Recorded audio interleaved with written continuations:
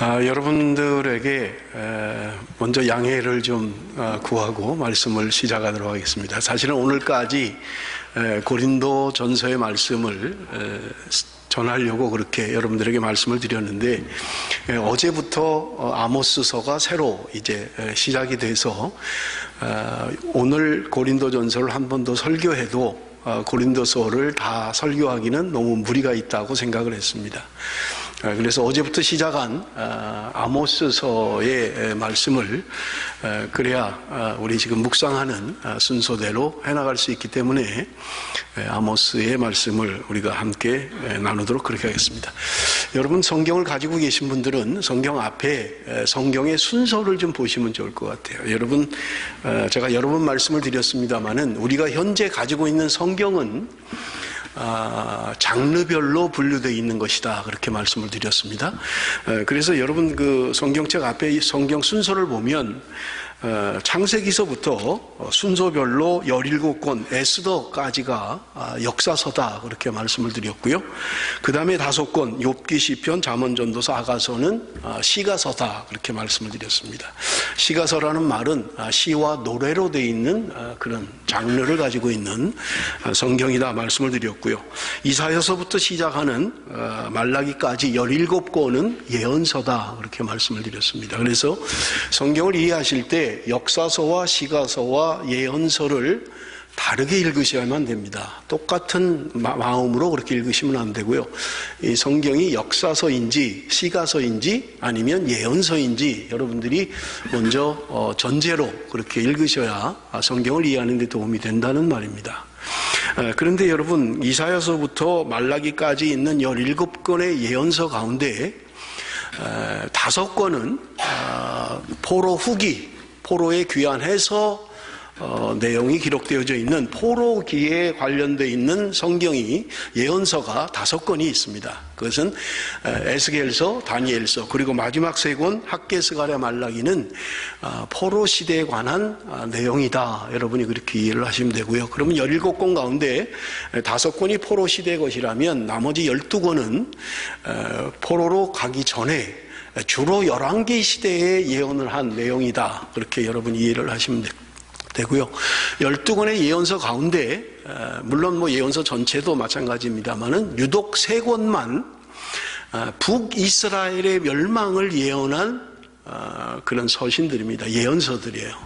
그게 뭐냐면 우리가 지난달에 함께 말씀을 묵상했던 호세아서가 북이스라엘의 멸망을 예언한 예언자입니다. 그리고 오늘 우리가 읽은 아모스라고 하는 선지자가 북이스라엘의 멸망을 예언했습니다. 그리고 한 명 더 요나라고 하는 사람이 북이스라엘의 멸망을 예언한 사람이다. 그래서 예언서 가운데 유독 3권, 호세아, 그리고 아모스, 요나, 이 3권은 남북으로 나뉘어진 이스라엘 가운데 북이스라엘의 멸망을 예언한 책이다. 그러면 나머지 12권 가운데 3권을 뺀 9권은 남유다의 멸망을 예언한 예언서다, 여러분 그렇게 이해하시면 되고요.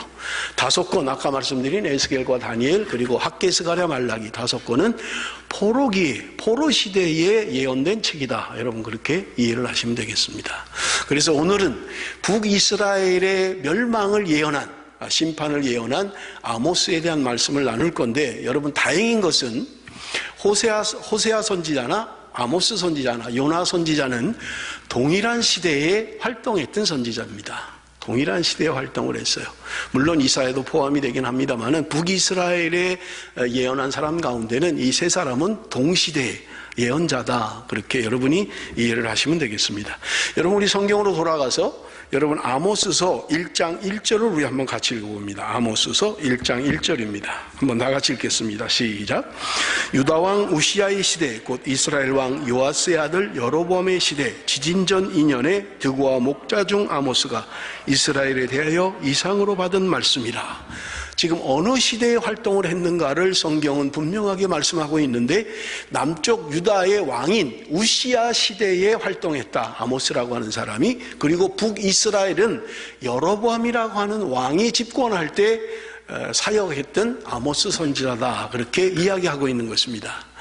그래서 여러분, 우리가 기억을 할 것은 여로보암 왕, 북이스라엘의 왕인 13번째 왕인 여로보암 왕 이 사람이 이제 집권을 마치고 나면 불과 북이스라엘의 멸망은 30년에서 40년밖에 남지 않습니다. 길게 잡아야 40년이고요.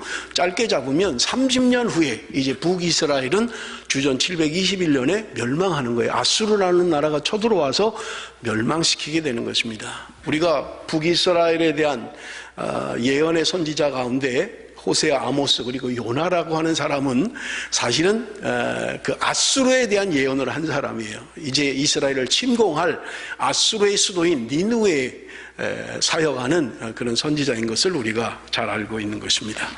여러분, 우리가 지난날에 호세아서를 함께 은혜를 나눴습니다마는 호세아서 그러면 떠오르는 게 뭐예요? 여러분들 좀 성경에 좀 중심되는 것을 기억할 필요가 있어요. 그래서 여러분, 호세아 그러면 떠오르는 게 무엇입니까? 여러분들 어떤 게 떠올라요?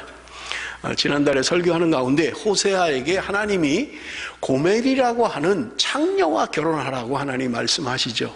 좀 특이했잖아요, 그죠? 정결하고 순결한 처녀와 결혼하는 게 아니라 그 창녀, 음란한 여자와 결혼을 하라 하나님이 말씀하셨던 거예요. 그것은 하나님의 택한 백성이 신부와 같은 이스라엘이 음란하게 행하여 하나님을 배반한, 그래서 하나님의 사랑을 보여주고 있는 것입니다. 하나님이 얼마나 사랑하는지를 호세아 선지자를 통하여 말씀하고 있는 거예요. 여러분, 오늘 우리가 읽은 아모스 그러면 떠오르는 게 뭡니까? 아모스 그러면 뭐가 떠오르세요? 아모스 하면 여러분들이 기억을 하실 게 좋은 게 뽕나무를 생각하시면 됩니다. 왜냐하면 아모스라고 하는 선지자는 뽕나무를 재배했던 사람이에요. 그래서 여러분, 아모스 그러면 뽕나무를 생각하시고요. 호세아 그러면 고멜, 간음한 여인 고멜을 생각하시면 될 겁니다. 아모스 선지자를 통해서 하나님이 무엇을 말씀하시는가라고 하는 거예요. 그 다음에 요나서, 우리가 북이스라엘의 예언의 마지막 성경인 요나서는, 여러분 오늘 요나서 하면 생각나는 게 있죠. 일부 예배 때 고래 그러던데 성경에 고래라는 말은 없습니다. 큰 물고기 뱃속에 들어가서 3일을 머물렀다. 그래서 사람들이 사람을 삼킬 수 있는, 사람이 그 뱃속에 들어가서 살 수 있는 고기는 아마 가장 큰 고기 고래가 아닐까 추측하는 것이지, 성경은 고래라는 말을 하고 있지는 않습니다. 큰 물고기 뱃속에 들어갔다 그렇게 이야기합니다. 그래서 요나서 그러면 여러분들이 물고기 뱃속 이렇게 생각하시면 돼요. 그래서 호세아 그러면 고멜, 아모스 그러면 뽕나무, 요나 그러면 물고기 뱃속 3일 동안 있었던 것을 기억하시면 성경의 내용을 여러분들 조금 이해하는 데 도움이 되실 것입니다. 여러분, 아모스라고 하는 사람이 우시아라고 하는 남유다의 왕, 그리고 북이스라엘의 여로보암 2세, 사실은 1세가 아니에요. 남북으로 나뉠 때 북쪽 이스라엘을 차지했던, 10지파를 차지했던 초대 왕이 여로보암이잖아요. 동명이인이지만 그 사람은 아닙니다. 그래서 여로보암 2세다 우리가 그렇게 이야기를 합니다. 이 여로보암 왕은 이 당시에 41년 동안 통치를 하면서 이스라엘의 역사 가운데 가장 부강하고 가장 영토가 넓은 때가 언제였냐면 통일왕국 시대입니다. 그래서 다윗 왕과 솔로몬 왕 때 사실은 이스라엘의 영토가 가장 넓은 그런 시대였습니다. 그런데 여러분, 분열 왕국, 나라가 나뉘어지면서 영토가 굉장히 축소돼 버렸어요. 영토가 굉장히 작아졌고요. 그런데 이 영토를 다시 회복한 사람이 누구냐면 여로보암 왕이에요. 그러니까 이 여로보암 왕은 솔로몬과 다윗 때의 그 영화, 그 땅, 그 넓은 땅을 차지했던 사람이 바로 여로보암 왕이다. 또 정치적인 수완도 좋고 경제적인 수완도 좋아서 이 사람이 굉장히 나라를 경제적으로 부강하게 하는 그런 사람이었어요. 그러니까 여로보암 왕 때에, 북이스라엘의 왕이었던 여로보암 왕 때에 가장 부강했고 가장 큰 영토를 차지했던 왕이 여로보암 왕이다, 그런 말입니다. 그러니 얼마나 백성들은 좋아하겠어요. 영토가 가장 넓고 그리고 살기 좋게 해주고 잘 살게 해주는 거예요. 그런데 여러분, 기억해야 할 것은 동서고금을 막론하고 경제적인 부강이 있을 때, 경제적인 부흥이 있을 때 반드시 수반되는 것은 도덕적인 타락이 온다라고 하는 것입니다. 종교적인 타락이 오는 거예요. 여러분, 부자가 됐어요. 먹고 살만해졌어요. 돈이 많아지는 거예요. 그런데 사람들의 관심은 종교적이지 않습니다. 하나님에게 있지 않아요.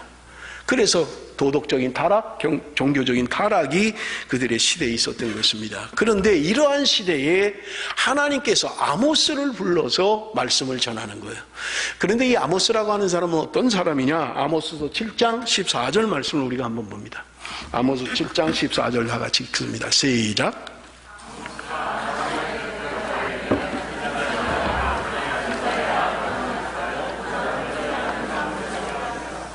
아모스가 아마샤라는 사람에게 대답하면서 자신을 이야기합니다. 나는 선지자도 아니다.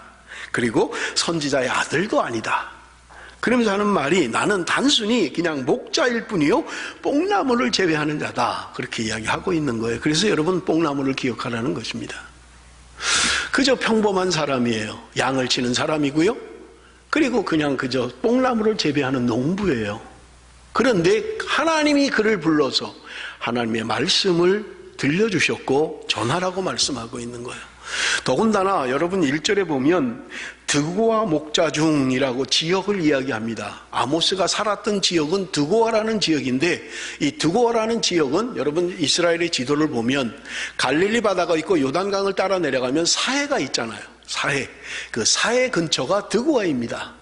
그러니까 지역적으로 볼 때 아모스라고 하는 이 선지자는 남유다 출신이고 남유다 사람이에요. 그런데 하나님이 그럼에도 불구하고 북이스라엘에 가서 예언하라고 말씀하셨던 선지자라는 말입니다.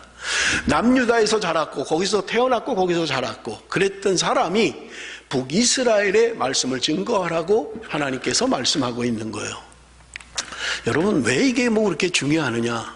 여러분 당시에는 아모스가 이야기하는 것처럼 선지자들이 있었습니다. 하나님의 말씀을 받아서 전하는 선지자들이 있었던 거예요. 더군다나 선지학교도 있었어요. 선지자를 길러내는 선지학교도 있었다는 말이에요. 그런데 하나님의 말씀이 당시 제도권 안에 있는 그 선지자들 그리고 선지학교 생도들 그들에게 하나님의 말씀이 임한 것이 아니라 그저 조그만 지방 수도도 아니고 작은 지방에 살고 있는 양을 치며 뽕나무를 기르는 그런 사람에게 하나님의 말씀이 임했다는 말입니다. 뭐 우리가 생각할 때 뭐 그럴 수도 있지 그렇게 생각하면 뭐 간단한 문제이긴 합니다만은 중요한 것은 그 당시에 실제로 선지자 노릇을 하던 그들에게 하나님의 말씀이 임하지 않았다는 게 중요하다는 말입니다. 선지자가 되겠다고 선지 학교에 다니는 생도들에게 하나님의 말씀이 임하지 않았다는 거예요. 그저 주목할 것도 없고 별 볼 일 없는 배우지도 못한 사람 그저 무슨 성경을 체계적으로 배우지도 않은 사람에게 하나님의 말씀이 임했다는 말입니다. 이게 시대적인 상황이에요. 지금으로 말하면 이런 겁니다. 하나님의 말씀이 목사에게 임하지 않았다는 거예요.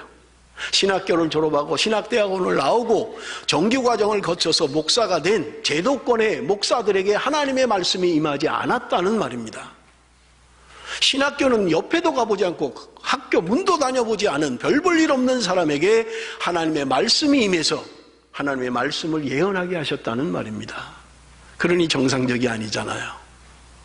말씀을 전하겠다라고 부름을 받고 학교를 마치고 과정을 마쳐서 목사가 된 사람들에게 하나님의 말씀이 임한 것이 아니라 전혀 관계없는 그저 철공장이나 다니는 그런 사람에게 하나님의 말씀이 임했고 하나님의 부르심이 있었다고 말씀하고 있는 것입니다. 왜 그렇습니까? 여러분 아모스서 8장 11절은 당시의 상황을 이렇게 설명하고 있습니다. 아모스서 8장 11절입니다. 우리 한번 다 같이 읽어볼까요? 주 여호와의 말씀이니라. 보라 날이 이를지라 내가 기근을 땅에 보내리니 양식이 없어 주림이 아니며 물이 없어 가람이 아니요 여호와의 말씀을 듣지 못한 기갈이라. 수많은 선지자들이 있었어요. 수많은 제사장들이 있었습니다. 수많은 선지 생도들이 있어요. 그런데 이야기합니다. 아모스 시대의 당시의 상황을 이야기합니다. 먹을 것이 없어서 기갈이 아니라는 거예요. 굶주림이 아니라는 거예요. 마실 물이 없어서 그들이 기갈이 아니라 하나님의 말씀을 듣지 못한 기갈이다. 그렇게 이야기하고 있는 거예요. 여러분 호주에도 가끔 홍수가 납니다마는 홍수가 나면 가장 흔한 게 물이잖아요. 물 때문에 어려움을 겪잖아요. 그죠? 그런데 정작 마실 물이 없다는 거예요. 홍수가 났는데 마실 물이 없다는 거예요. 물이 너무 많아서 문제인데 집이 잠기고 길이 무너지고 길이 물로 그렇게 가라앉고 그렇게 물이 흔한데 마실 물이 없다는 말입니다. 무슨 말이에요? 사람의 말은 너무 많아요. 사람의 말은 넘쳐 흐릅니다. 그런데 하나님의 말씀은, 정작 들어야 될 하나님의 말씀은 선포되고 있지 않은 거예요. 하나님의 말씀을 듣지 못한 기갈이라고 말씀하고 있는 것입니다. 여러분, 아모스라고 하는 사람들의 주목을 받지 못한 사람이었어요. 대단한 거 없어요. 그저 양을 치는 목자고요, 뽕나무를 재배하는 농부입니다. 무슨 주목받을 만한 사람이겠어요? 대단한 것도 없어요. 학력도 없어요. 그런데 그가 하나님의 말씀에 임했다고 하나님의 말씀을 선포합니다. 그러니 사람들은 주목하지 않는 거예요. 듣지 않는 것입니다. 말씀드린 것처럼 아모스가 활동하던 시대는요, 북이스라엘이 불과 이제 30년 후면 나라가 멸망하는 위기에 있는 거예요. 그러니 여러분, 아모스라고 하는 사람이 얼마나 애타는 마음으로 증거했겠습니까? 하나님이 나에게 이렇게 말씀하셨습니다. 하나님이 다 심판하신답니다. 여러분, 그게 아모스서 1장에 나오는 이야기들이에요. 1장에 여러분, 나라들을 이야기합니다. 하나님이 심판하시겠다는 거예요. 3절에 보니까 여호와께서 이와 같이 말씀하시되 다메섹의 서너 가지 죄로 말미암아 내가 그 벌을 돌이키지 아니하리라. 6절에 보니까 여호와께서 이와 같이 말씀하시되 가사의 서너 가지 죄로 말미암아. 8절에 보니까 아스도데. 9절에 보니까 두로의 서너 가지 죄. 11절에 보니까 에돔의 서너 가지 죄. 13절에 암몬의 서너 가지 죄. 2장 1절에 보니까 모압의 서너 가지 죄로 인하여 하나님이 심판하시겠다고 말씀하고 있는 거예요. 하나님의 준엄한 심판이, 여러분 지난번에 지도를 봤습니다마는 이스라엘 주변 나라들이에요. 이스라엘이라는 나라를 중심으로 포진되어 있는 주변 나라들입니다. 그런데 지금 그 나라를 하나하나 들면서 그들의 죄악을 지금 이야기하고 있는 거예요. 그리고 아모스 선지자는 하나님이 저들을 심판하실 것이고 하나님이 저들을 징계하실 것이라는 예언의 말씀을 아모스는 선포하고 있는 것입니다. 여러분, 여기 거명되어져 있는 나라들 가운데는 이스라엘과 가까운 나라들도 있어요. 여러분, 어떤 나라냐면 암몬이라고 하는 나라입니다. 여러분, 암몬이라고 하는 이 나라는 여러분 야곱의 형인 에서의 후손이에요. 그러니 이스라엘과는 그렇게 멀지 않은 친척이에요.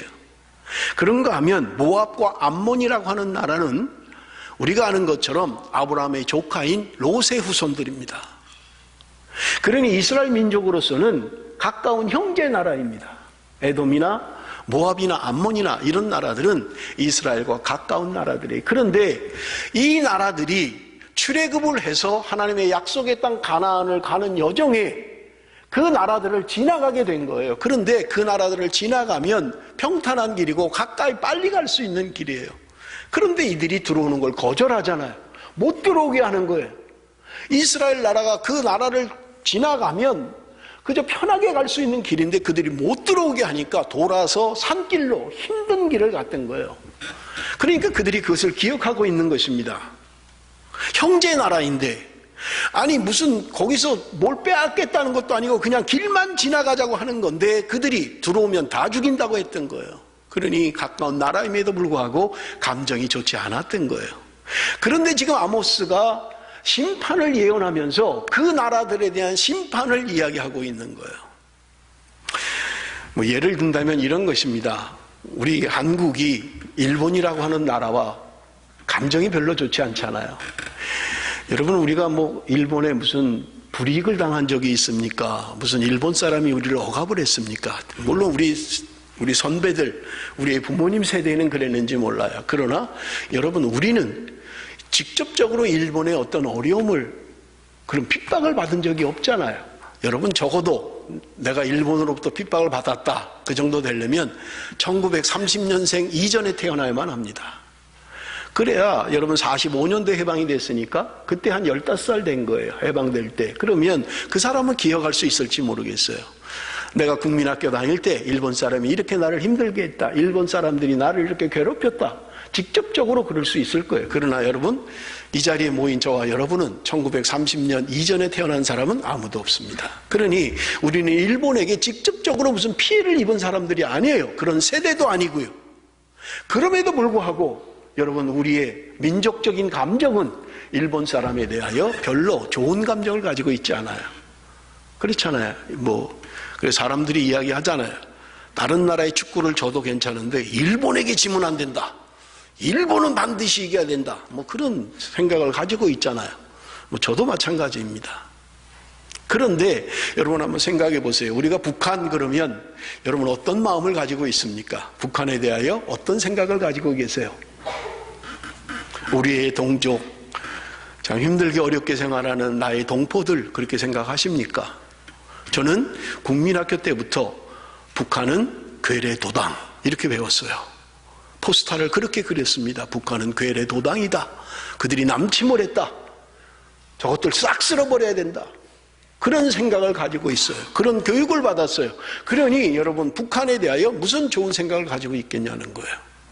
그런데 지금 아모스 선지자가 그 주변 나라들의 심판을 예고하고 있는 거예요. 지금으로 말한다면 일본, 너희들은 하나님의 준엄한 심판이 있고 너희들의 죄로 말미암아 하나님이 너희들을 심판할 것이다. 불로 심판하게 될 것이다. 그러는 거예요. 그리고 또 하나, 북한 너희들도 마찬가지다. 너희들을 반드시 심판할 것이다. 이런 거예요. 그러니 지금 남유다 북이스라엘 사람들의 마음은 겉으로는 참 안 됐다, 참 힘들겠다 그럴지 모르지만 속으로는 그럼 그렇지, 하나님은 역시 살아계신 분이야. 하나님은 역시 나의 편이야. 나를 괴롭게 한 저들 하나님이 역시 심판하시네, 그랬는지 모르겠다는 말입니다. 주변의 나라들, 그들을 괴롭혔던 감정이 좋지 않은 그런 나라들에 대하여 아모스는 지금 심판할 것이다 1장에 계속해서 말씀하고 있는 거예요. 속으로는 남유다 사람이나 북이스라엘 사람은 쾌재를 불렀는지 몰라요. 그런데 하나님의 준엄한 심판은 남유다와 북이스라엘을 피해가지 않습니다. 지금 남유다에 대한 예언이 2장 4절 5절 2절 말씀에 유다의 죄를 지적하고 있는 거예요. 그리고 6절부터는 북이스라엘의 죄를 지적하는데 이게 아모스 끝에까지, 아모스 마지막까지 북이스라엘의 죄를 지적하고 있는 것입니다. 물론 마지막 5절은 소망의 말씀이에요. 너희들이 돌이키면, 너희들이 돌아오면 하나님이 용서하시겠다는 회개의 메시지가 들어있긴 합니다만은, 지금 아모스의 대부분의 말씀은 말씀드린 것처럼 아모스가 북이스라엘에 대하여 예언한 선지자라고 말씀드린 것처럼 북이스라엘의 죄악상을 낱낱이 보여주고 있는 거예요. 그런데 남유다도 예외가 아니라고 말씀하고 있는 것입니다. 다른 나라들, 감정이 좋지 않은 나라들, 모압, 암몬, 이런 나라들, 블레셋, 이런 나라들 심판한다고 할 때는 괜찮았어요. 그럼 그렇지, 저들은 심판받아야지, 죄를 졌으니까. 그런데 그 칼날이 유다에게도 그리고 북이스라엘에게도 향하여 있다는 말입니다. 여러분, 그들의 마음이 어느 정도였냐면 이런 거예요. 여러분, 우리가 성경에 보면 착한 사마리아 사람의 비유를 여러분 아실 겁니다. 여러분, 이스라엘은 남쪽과 북쪽이 지금 분열왕국 시대를 이야기하는 것처럼 남과 북으로 나뉘어지면서 지금 남유다와 북이스라엘은 감정적으로 좋지 않았고 이게 몇백 년이 지나면서 아주 상극이 돼버린 거예요. 그런데 지금 어려움을 겪고 있는 것입니다. 제자 중에 예수님께 질문을 합니다. 예수님께서 내 이웃을 내 몸과 같이 사랑하라 말씀하실 때 제자 중에서 질문을 합니다. 예수님, 이웃이 누구입니까? 그렇게 질문을 했던 거예요. 여러분, 이웃이라고 하는 것은 유대인의 개념에는 원중심입니다. 원의 중심에는 내가 있어요. 그리고 내 가족이 있고요. 그 다음에 나의 친척들, 내 친구들이 있어요. 그리고 마지막에는 내 동족들이 있는 것입니다. 언제나 나 중심이에요. 내 가족, 내 이웃, 내 사촌들, 그리고 내 동족. 이것이 이웃이에요. 내 동족을 벗어나는 것은 이웃이 아닙니다. 그들의 사고방식이었던 거예요. 그런데 예수님께서 지금 이웃이 누구냐라고 물을 때 예수님께서 비유로 말씀하신 게 착한 사마리아 사람의 비유입니다. 그들의 동족인 유다 사람이 길을 건너다가 산을 넘어가다가 강도를 만나서 고반 죽게 되었다는 말이에요. 그런데 그 거반 죽게 된 사람을 누군가 지나갑니다. 그런데 그 지나가는 사람이 레위인이었다, 이렇게 이야기하는 거예요. 레위인이라고 하는 것은 종교 지도자입니다. 지금으로 말하면 장로님 정도 될지 모르겠어요. 지금 내 동족이 강도를 만나서 거반 죽게 됐는데 장로님이 지나가면서 그냥 쳐다보고 그냥 가버린 거예요. 예수님의 이 말씀을 듣고 있는 청중들은 분노하기 시작합니다. 어떻게 장로가 돼가지고 강도 만나서 거반 죽게 된 사람을 도와주지 않고 그냥 지나친단 말이야. 분노가 일어납니다. 그런데 제사장이 이번에는 지나갑니다. 듣고 있는 청중들은 제사장이야 도와주고 가겠지, 그렇게 생각을 했는데 제사장도 그냥 지나가는 거예요. 그러니 이 말씀을 듣고 있는 청중들은 분노할 대로 분노하는 거예요. 어떻게 제사장이 돼가지고 강도 만나서 거반 죽어가는 사람을 돌보지 않고 그냥 간단 말이냐, 분노가 이끕니다. 그런데 예수님은 말씀하시는 거예요. 제사장이 지나간 다음에 사마리아 사람이 지나갔다고 이야기하는 거예요. 그런데 이 사마리아 사람이 강도 만난 사람을 치료해 줍니다. 나귀에 태워서 여관에 데려가요. 그를 돌봐줍니다. 그들은 충격이에요 지금. 왜냐하면 사마리아 사람은 철천지 원수입니다. 상종할 수 없는 사람이에요. 그것은 이웃이 아니에요. 원수입니다. 그런데 그 사마리아 사람이 자기의 동족인 유다 사람을 돌봐주었다는데 충격을 받은 거예요. 그때 예수님께서 그들에게 질문하십니다. 너희들 생각에는 누가 강도 만난 자의 이웃이 되겠느냐, 주님이 질문하십니다. 예수님께서는 너의 이웃이 누구냐, 너 중심의 사고방식, 너 중심에 있는 너의 이웃이 누구냐라고 물으신 것이 아니라 강도 만난 사람의 이웃이 누구냐라는 질문 앞에 그들은 누구도 거부할 수 없는, 누구도 반대할 수 없는 사마리아 사람입니다. 그가 이웃입니다 라고 대답할 수밖에 없었던 것입니다. 그때 예수님께서 말씀하시기를 가서 너도 이와 같이 하라 라고 말씀하셨던 거예요. 가서 너희도 이와 같이 하라는 거예요. 여러분, 오늘 본문은 이런 충격을 가지고 있는 메시지인 것입니다. 지금 이들의 죄들, 주변 나라의 죄들에 대해서 이야기할 때는 그럼 그렇지, 역시 하나님은 나의 하나님이야, 하나님은 역시 우리의 하나님이야 그랬는데 그 화살이 지금 유다에게 그리고 북이스라엘에게도 동일하게 향하고 있다는 말인 것입니다. 이번 4절 5절은 유다의 죄를 이야기합니다. 한번 우리 같이 보겠습니다. 4절 5절 같이 읽습니다. 시작. 여호와께서 이와 같이 말씀하시되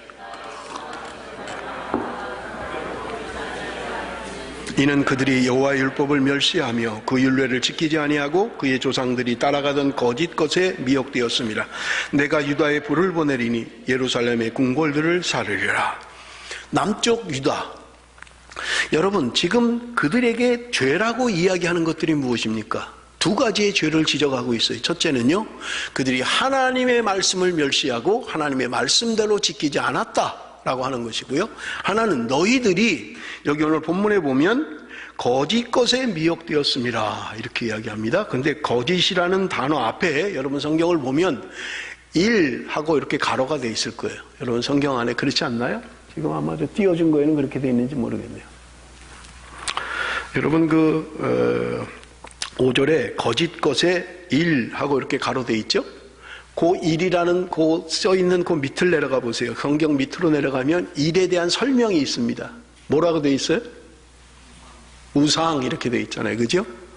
어떤 성경에는, 어떤 자료에는 거짓 것에 미혹되었습니다 이렇게 돼 있는 성경이 있는가 하면 어떤 성경에는 우상에 미혹되었습니다 이렇게 돼 있다는 거예요.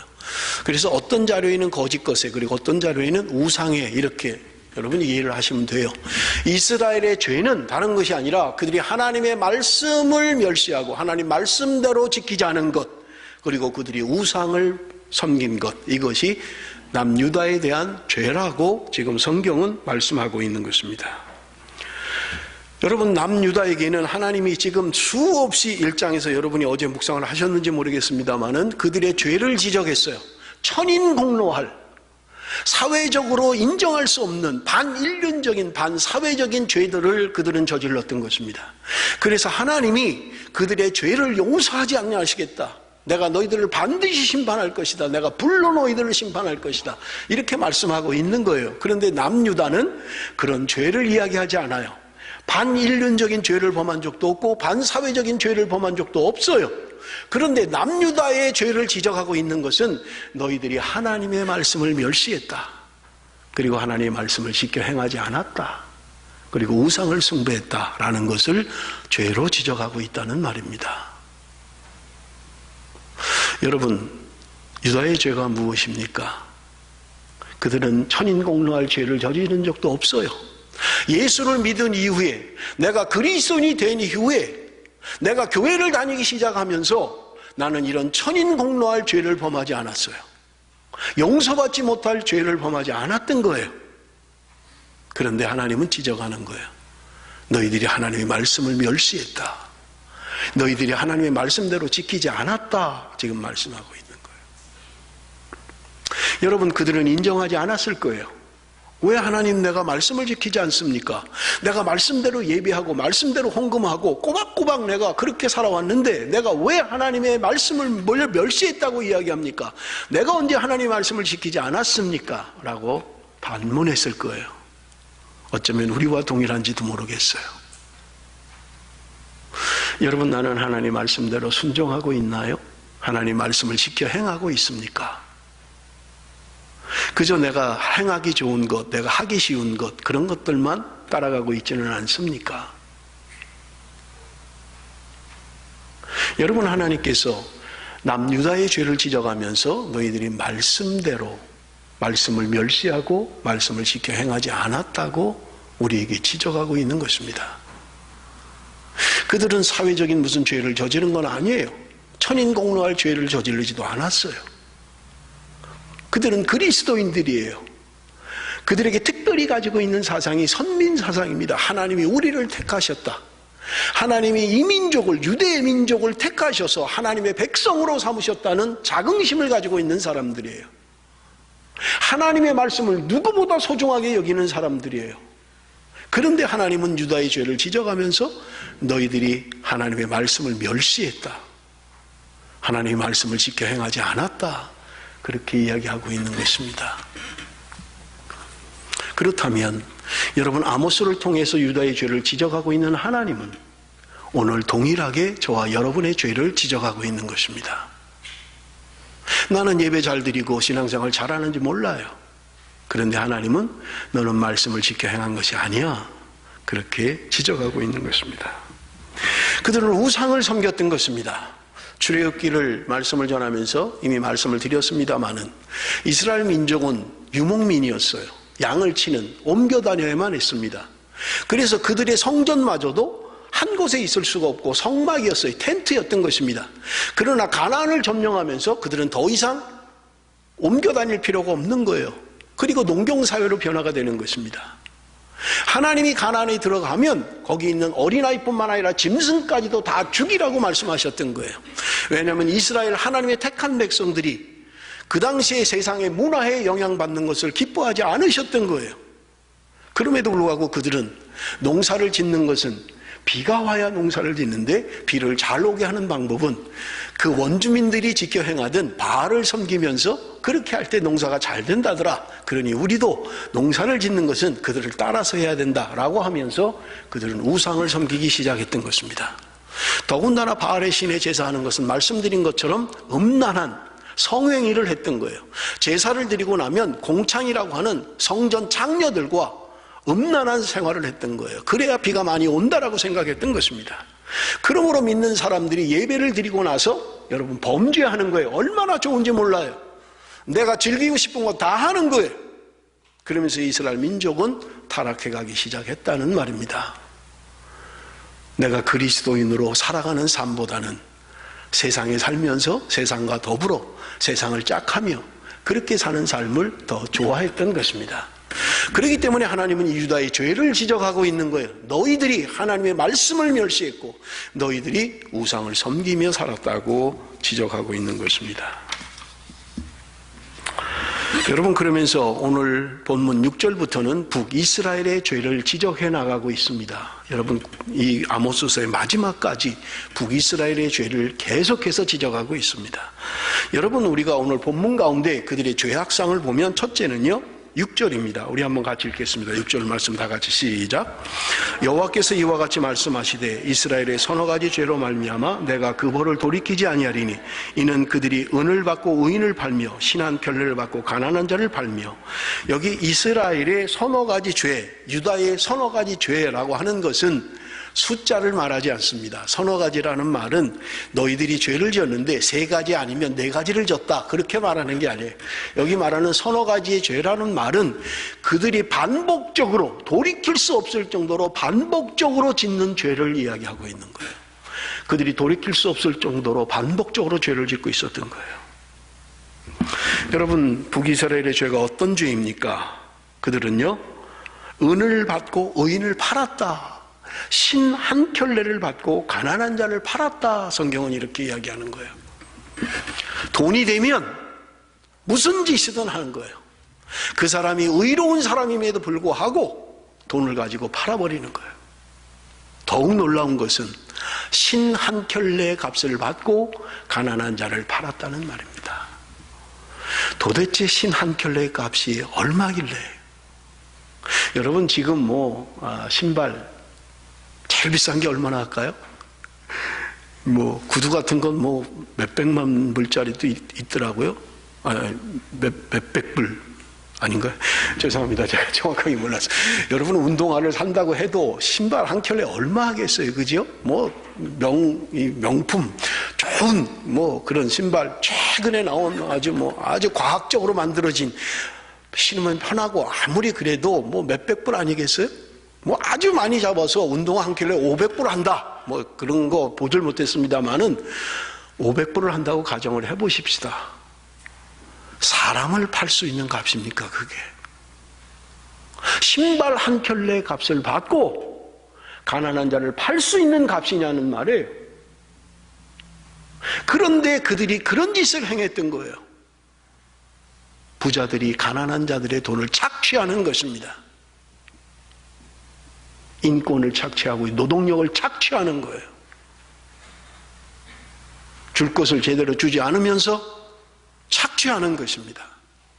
신발 한 켤레 값에 생명을 팔아버리는 거예요. 무슨 이런 시대가 있습니까? 여러분, 2장 7절 상반절에 보면 힘없는 자의 머리를 티끌먼지 속에 발로 밟고 연약한 자의 길을 굽게 하며 이렇게 표현하고 있습니다만은 개역 성경에는 이렇게 표현하고 있어요. 가난한 자의 머리에 있는 티끌을 탐내며 겸손한 자의 길을 굽게 하며. 가난한 자의 머리에 있는 티끌을 탐냈다는 거예요. 여러분, 머릿속에 있는 티끌 아무것도 아니잖아요. 그냥 먼지예요. 티끌이에요. 그런데 가난한 자의 머릿속에 있는 티끌마저도 부자들이 탐을 내더란 말이에요.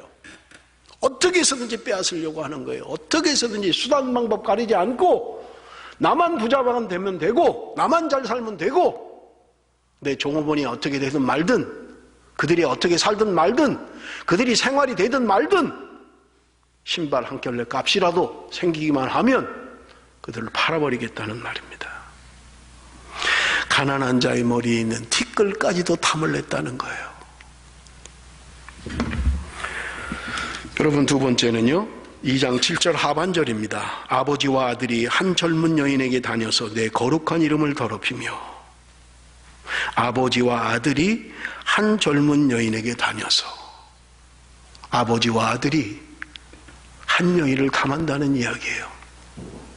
여러분, 지금은요 얼마든지 그럴 수 있는 시대입니다. 어이구야, 무슨 아버지와 아들이 한 여인을 천만에요. 충분히 그럴 수 있어요. 아버지와 아들이 태포이발소 똑같은 데 다닐 수 없나요? 얼마든지 있어요. 얼마든지 아버지와 아들이 한 젊은 여자를 취할 수 있는 시대입니다. 그들이 내 이름을, 거룩한 이름을 더럽혔다. 하나님의 이름을 더럽혔다는 거예요. 여러분, 우리가 지난주에 고린도 교회를 설명했습니다마는 고린도 교회의 음란한 상황을 이야기했습니다. 아버지와 아들이 아버지의 아내를 자기 아내로 취했던 거예요. 일반 사람도 세상 사람도 행하지 않는 짓들을 고린도 교회 성도들이 행했다고 말씀하고 있는 것입니다. 그들이 하나님의 이름을 더럽히는 거예요. 거룩한 하나님의 이름을 더럽힙니다. 로마서 2장 24절에 말씀합니다. 너희의 행실로 말미암아 하나님의 이름이 이방인 가운데 모독을 받는도다. 너희들의 잘못된 행실로 말미암아서 하나님의 이름이 이방인 가운데 모독을 받고 있다는 거예요. 믿지 않는 사람조차도 행하지 않는 일들을 서슴없이 행했던 거예요. 하나님의 이름을 빙자한 범죄를 저질렀다는 말입니다.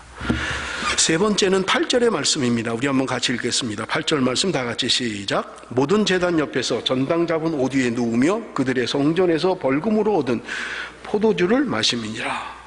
모든 제단 옆에서 전당 잡은 옷 위에 누우며, 그들이 제단 옆에서 전당 잡은 옷을 펴고 그 위에 누워 있다는 말이에요. 무슨 말이냐면, 하나님 내가 예배 드리러 왔습니다.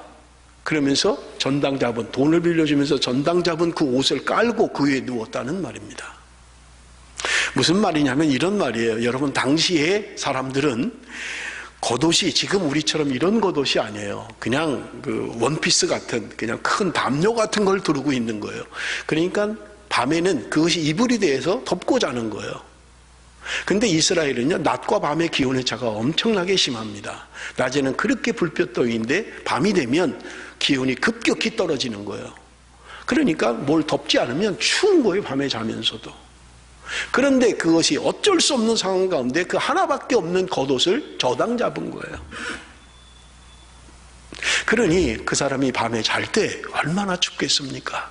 그걸 덮고 자야 되는데 그걸 빼앗긴 거예요. 그걸 전당 잡은 거예요. 여러분, 성경은 우리에게 말씀합니다. 출애굽기 22장 26절에 내가 만일 이웃의 옷을 전당 잡거든 해가 지기 전에 그에게 돌려보내라. 성경은 이야기하고 있는 거예요. 너희들이 겉옷을 전당을 잡으면 해가 지기 전에 그들에게 돌려주라는 거예요. 왜냐하면 밤에 추우니까 그들이 덮고 자야 되는 것인데 그것을 네가 전당 잡았기 때문에 돌려주라는 거예요. 그럼에도 불구하고 그들은 그 옷을 돌려주지 않고 지금 제단 위에 깔고, 제단 앞에 깔고 거기 누워서 하나님 나 예배드립니다, 나는 경건합니다, 나는 그리스도인입니다, 이 짓을 하고 있다는 말입니다. 하나님의 말씀을 멸시하는 거예요.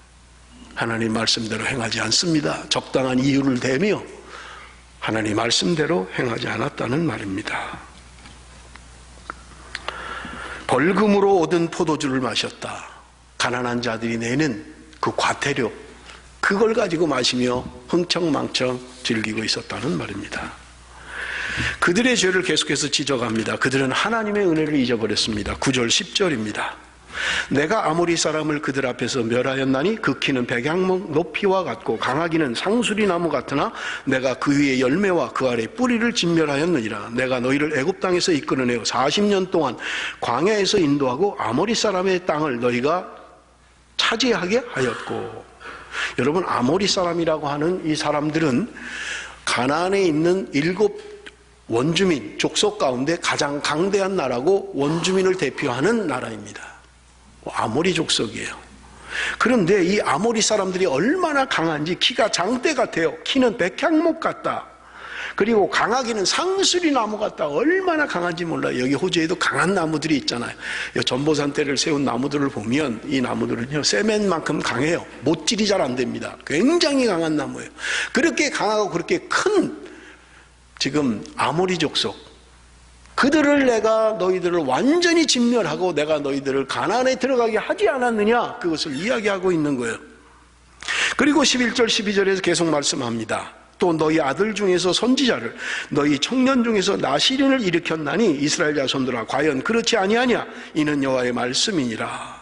그러면서 하는 말씀이, 그러나 너희가 나실 사람으로 포도주를 마시게 하며 또 선지자에게 명령하여 예언하지 말라 하였느니라. 이스라엘 민족을 하나님이 애굽에서 불러서 하나님의 약속의 땅 가나안 땅에 들어가게 하셨던 거예요. 그들의 힘으로 갔던 게 아니라 하나님이 그 강대한 나라들을 물리치고 하나님이 들어가게 하셨다는 말입니다. 그리고 그들 나라 가운데, 그들의 백성 가운데, 그들의 아들 가운데 선지자가 나오지 않았느냐? 너희 형제 가운데 나시린이 나오지 않았느냐? 그것을 말씀하고 있는 거예요. 그런데 이스라엘 백성들이 한 짓은요, 선지자에게 예언하지 못하도록 했던 것입니다. 예언하지 마. 그리고 나시린에게는 포도주를 먹였다고 성경은 이야기하고 있는 것입니다. 여러분, 민수기 6장에 보면 나시린의 규정이 있어요. 나시린은 하지 말아야 할 것들이 있습니다. 첫째는요, 포도주를 입에 대면 안 됩니다. 근데 포도주뿐만 아니라 성경에 금지하고 있는 것은 포도 씨조차도 먹지 말라는 거예요. 포도를 먹는 게 아니고, 포도주를 마시는 게 아니고, 포도의 씨까지도 먹지 말라는 게 얼마나 금지하고 있는 조항이에요. 포도가 들어간 어떤 것도 해서는 안 된다는 거예요. 두 번째는요, 시체를 만지면 안 됩니다. 부모가 죽어도 나시린은 부모의 시체를 손을 대면 안 돼요. 그리고 세 번째는요, 머리에 삭도를 대면 안 됩니다. 머리를 그냥 길러야 돼요. 이것이 나시린의 규정입니다. 포도 씨도 먹으면 안 된다라고 하시는 말씀을 지금 이스라엘 민족들이 누군가 하나님 앞에 서원을 하고, 내가 하나님 앞에 구별된 삶을 살기를 원합니다, 내가 하나님 앞에 구별되게 나를 드립니다 하는 나시린에게 포도주를 먹였다는 거예요. 포도 씨도 먹으면 안 되는 그들에게 포도주를 먹인 거예요. 하나님의 선지자로 부름을 받았습니다. 그런데 그들에게 예언하지 말라고 하는 거예요. 선지자가 하나님 말씀을 전하지 못하면 도대체 무슨 일을 할 수 있단 말이에요. 나시린이 하나님이 금지한 것을 하면 그 나시린의 규정은 파기가 돼버리고 마는 거예요. 그런데 이스라엘 사람들이 그들에게, 나시린에게는 포도주를 먹이고 선지자에게는 예언하지 말라고 이야기했다는 말입니다. 도대체 하나님께서 아모스를 통하여 무슨 말씀을 하시고 싶은 거예요? 그들에게, 선지자에게 예언하지 못하게 한 것은 말씀을 듣지 않겠다는 말입니다. 하나님의 말씀입니다, 하나님이 이렇게 말씀하셨습니다 하는 말씀을 듣기 싫어했다는 말입니다. 그들의 귀가 닫혀져 버렸어요. 듣기 싫어하는 거예요. 하나님 앞에 구별되게 살기로 작정하고 그렇게 사는 사람에게 그렇게 살지 못하도록 술을 먹여버리는 거예요. 여러분, 여기 말하고 있는 선지자와 나신이라고 하는 것은 말씀과 성령을 상징적으로 이야기하고 있는 거예요. 말씀으로 충만해야 됩니다. 성령으로 충만해야만 합니다. 그런데 치우쳐버리는 거예요. 못하게 하는 거예요. 여러분, 오늘 우리에게 문제가 무엇입니까? 하나님의 말씀을 듣지 못하는 것입니다. 하나님의 말씀을 들어도 내 상황을 가지고 하나님의 말씀을 변개시켜버리는 거예요. 하나님의 말씀은 말씀이고 내가 사는 현실은 현실이고 어떻게 그렇게 살 수 있겠어? 내가 어떻게 그렇게 살아? 하나님의 말씀을 말씀대로 지키지 않는 거예요. 자꾸 타협하는 거예요. 희석시켜버리는 것입니다. 자기 이론을 가지고 하나님의 말씀을 변개하는 거예요. 여러분, 성경은 우리에게 말씀합니다. 하나님의 말씀으로 충만해야 되고요, 여러분, 성령으로 충만해야 될 것을 말씀하고 있는 것입니다. 마지막으로 하나님의 준엄한 심판을 예언하고 있습니다. 13절에서 16절의 말씀입니다. 보라, 곡식단을 가득히 실은 수레가 흙을 누름같이 내가 너희를 누르리니 빨리 다름박질하는 자도 도망할 수 없으며 강한 자도 자기 힘을 낼 수 없으며 용사도 자기 목숨을 구할 수 없으며 활을 가진 자도 설 수 없으며 발이 빠른 자도 피할 수 없으며 말 타는 자도 자기 목숨을 구할 수 없고 용사 가운데 그 마음이 굳센 자도 그날에는 벌거벗고 도망하리라. 여호와의 말씀이니라. 그들이 범죄한 그들을 향하여 하나님의 준엄한 심판입니다. 그런데 피할 수 없다는 거예요. 그가 아무리 빨라도, 아무리 무기를 가지고 있어도, 아무리 용맹스러워도 하나님의 이 준엄한 심판은 어느 누구도 피할 수 없다 말씀하고 있는 것입니다. 방법이 있긴 합니다. 마지막 말씀 가운데 용사 가운데 그 마음이 굳센 자도 그날에는 벌거벗고 도망하리라. 벌거벗고 도망가면 돼요. 벌거벗고 도망치면 살 수 있습니다. 내가 붙들고 있는 것, 내가 붙잡고 있는 것, 내가 걸치고 있는 것, 그거 버리면 도망갈 수 있어요. 그런데 힘이 세도, 아무리 무기가 좋아도, 아무리 빨라도 이 하나님의 심판을 피할 수 없다고 이야기하고 있는 것입니다. 사랑하는 성도 여러분, 오늘 아모스 이 말씀을 통해서 오늘 주일 큐티 본문입니다. 하나님의 준엄한 심판, 아무도 피할 수 없다는 거예요. 여러분, 소망이 있는 것은 무엇입니까? 하나님의 말씀이 들려질 때 소망이 있습니다. 하나님의 말씀을 듣고 돌이킬 때 소망이 있는 거예요. 여러분, 마지막까지, 아모스 마지막까지 북이스라엘의 죄를 지적하시는 하나님이 마지막 5절에 소망을 두는 것은 그럼에도 불구하고 너희들이 돌이키면 살 수 있다는 것이에요. 너희들이 돌아오면 살 수 있다는 말입니다. 너희들이 지금 가지고 있는 그런 것을 버리고 하나님께 돌아오면, 말씀과 성령으로 충만한 삶을 살면 구원을 받을 수 있다고 말씀하고 있는 것입니다. 사랑하는 성도 여러분, 하나님께서는 나를 단지 예수 믿고 구원하기 위하여 나를 부르시지 않으셨다는 거예요. 목사님이 무슨 말씀을 하시는 거지? 여러분, 주님께서 나를 위하여 죽으신 것은 물론 나를 구원하기 위하여 돌아가셨습니다. 그러나 주님께서 우리에게 말씀하시는 것은 이제 내가 더 이상 너 자신을 위하여 사는 것이 아니라 너를 위하여 죽은 예수 그리스도를 살게 하기 위해서 내가 너를 위하여 죽었다고 고린도후서 5장 15절에 말씀하고 있는 것입니다. 하나님은 우리에 대한 수준을 낮추시지 않습니다. 지난주에도 말씀을 드렸습니다마는 하나님은 끝까지 견고하게 우리를 붙드실 것입니다. 하나님의 수준은 낮아지지 않아요. 여러분, 단지 내가 예수 믿고 천국 가게 하기 위해서 주님이 나를 위하여 죽으신 것이 아니라 이 땅에서, 내가 살아가는 이 땅에서 하나님을 왕으로 모시고 내가 이 땅을 살아가면서도 주님의 나라를 확장하며 하나님 안에서 교제케 하기 위하여, 주님과 교제하는 그런 삶을 살게 하기 위하여 주님이 우리를 위하여 죽으셨다는 분명한 사실입니다. 하나님은 이 수준을 낮추시지 않습니다. 오늘도 하나님은 그렇게 살지 못하는 우리를 향하여 말씀합니다. 내가 너희를 불렀다. 부르심에는 후회하심이 없다는 거예요. 내가 너희를 끝까지 견고하게 붙들 것이다. 너희들이 내가 원하는 수준의 삶을 살지 못한다면 내가 어떤 방법으로든 너희들이 그렇게 살도록 하시겠다고 말씀하고 있는 거예요. 하나님이 그렇게 행하실 때까지 기다리는 사람은 미련한 사람입니다. 말씀이 들려질 때 돌이키십시오. 하나님께 나아가십시오. 하나님은 오늘도 저와 여러분을 향하여 기다리고 계신 것입니다. 내가 너를 얼마나 기다려야 되겠느냐. 제가 젊을 때 하나님이 저에게 하셨던 말씀입니다. 내가 너희들을 향하여 얼마나 더 기다려야 되겠느냐. 내가 언제나 정신을 차리고 하나님의 사람으로 살겠느냐. 오늘도 말씀하고 계신 것입니다. 사랑하는 성도 여러분, 다 놓고라도 내 겉옷마저라도 빼앗기더라도 도망쳐야 합니다. 하나님께로 돌이켜야만 합니다. 그것이 살 길입니다. 하나님 오늘도 아모스를 통하여 우리에게 주시는 준엄한 메시지인 것입니다. 사랑하는 성도 여러분, 돌이키십시다. 하나님께로 돌이켜야만 합니다. 기도하겠습니다.